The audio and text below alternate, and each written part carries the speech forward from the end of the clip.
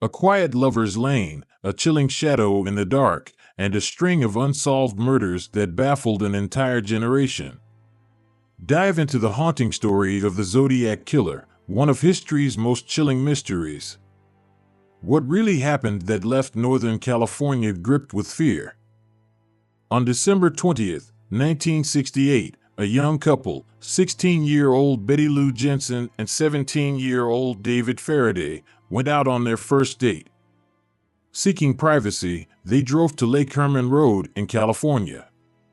Unbeknownst to them, a stranger had been following them. As they parked near the lake, the man approached their car. When the couple refused to get out, he fired a warning shot at their rear tire, forcing them to exit. The man then shot David in the head and Betty 5 times as they fled. He fled the scene, leaving behind the first victims in what would become one of the most infamous serial killer cases in history, the Zodiac Killer.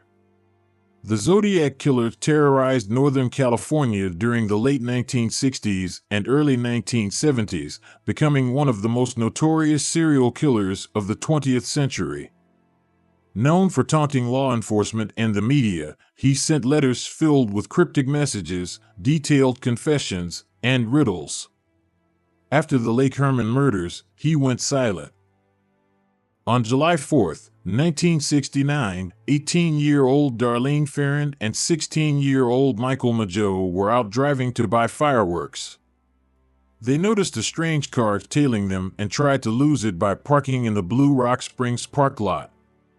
The suspicious car briefly left but returned moments later, parking behind them to block their exit. The driver stepped out with a flashlight, which he shone in their faces. Thinking he was a police officer, the couple initially relaxed until he opened fire. Darlene was killed instantly, while Michael survived despite severe injuries. He later provided a description that helped police create a composite sketch of the killer. That night, a man claiming to be the shooter called the Vallejo Police Department, marking the Zodiac's first direct communication with authorities. On August 1st, 1969, the Zodiac Killer sent letters to 3 newspapers claiming responsibility for the Lake Herman and Blue Rock Springs murders. To prove his identity, he included details only the police would know, such as the types of bullets used and the victim's clothing. He also included an encoded cipher and threatened more murders if the papers didn't publish it.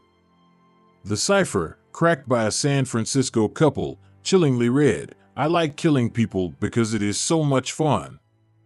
It is more fun than killing wild game in the forest, because man is the most dangerous animal of all." He also wrote about his belief in the afterlife, claiming his victims would become his slaves. The Zodiac remained quiet for 2 months before resurfacing with another attack. On September 27, 1969, college students Brian Hartnell and Cecilia Shepard were picnicking at Lake Berryessa when a man in a hooded costume bearing the Zodiac symbol approached them. He demanded money and car keys before tying them up. He then stabbed them repeatedly and fled the scene. Before fleeing, he left a message scrawled on their card detailing the date, time, and weapon used. A nearby fisherman found the injured couple and called for help. Cecilia succumbed to her wounds, but Brian survived and recounted the ordeal to police. Later that evening, the Zodiac once again called the authorities, providing details of the crime. Through these horrific crimes, a chilling pattern emerged. The Zodiac targeted young couples and often struck on holidays. He typically attacked at night and taunted law enforcement with his brazen letters and clues. Despite these taunts, the Zodiac Killer was never caught, leaving his identity one of the greatest mysteries in criminal history.